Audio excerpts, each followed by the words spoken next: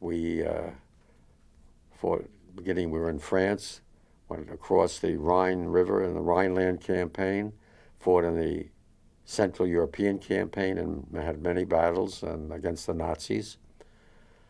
Fought in places like Frankfurt, Coburg, Beirut, Amberg, Bamberg, Nuremberg. All these German towns seem to end with a berg, I remember. But in every one of these places, I lost a lot of my buddies.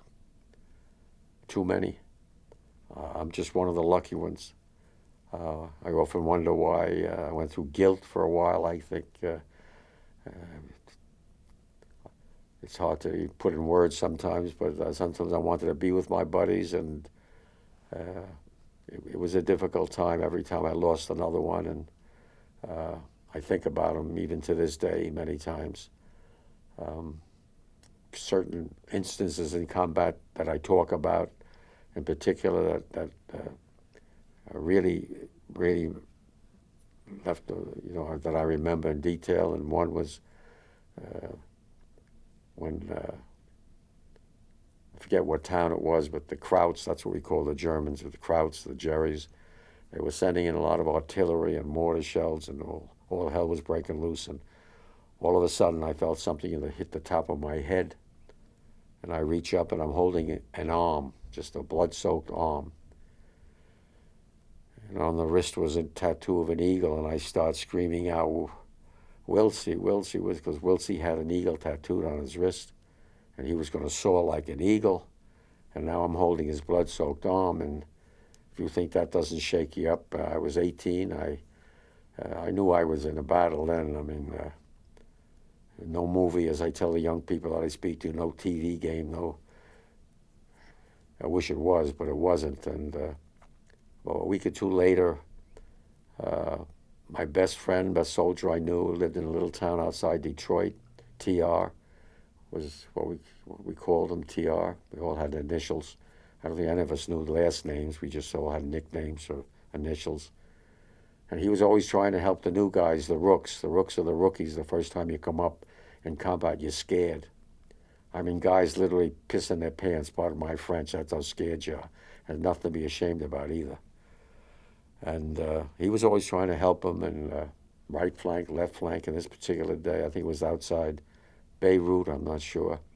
Again, we were under a lot of fire, and the sergeant said, hit the hole, which means get down in the foxhole. And when I look up, I see my best buddy, TR.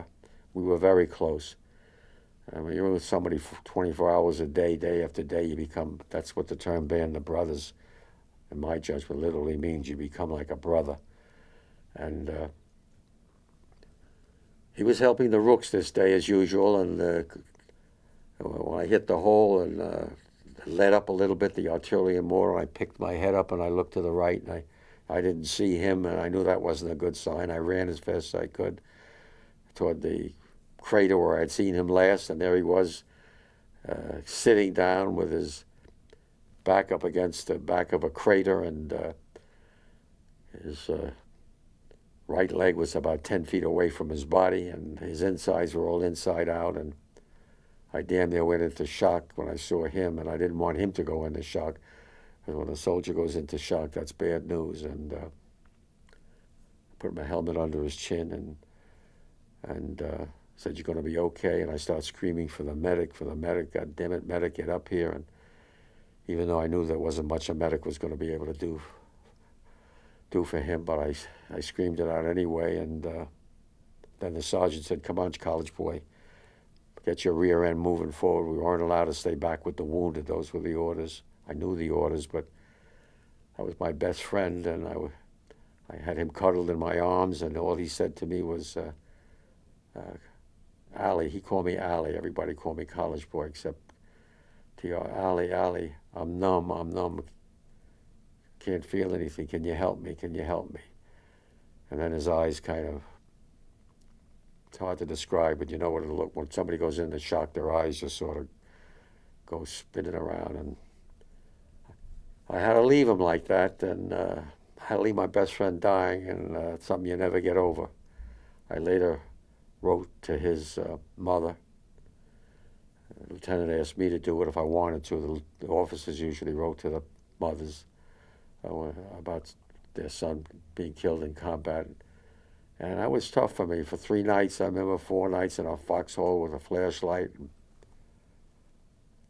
toilet paper, anything I could scribble on, I wrote to his mother. I had some college, so I could write pretty well, and the lieutenant later transcribed it and sent it back to her, and we became very close after the war. And I went out there on the anniversary of his death for a number of years till she passed away a number of years ago.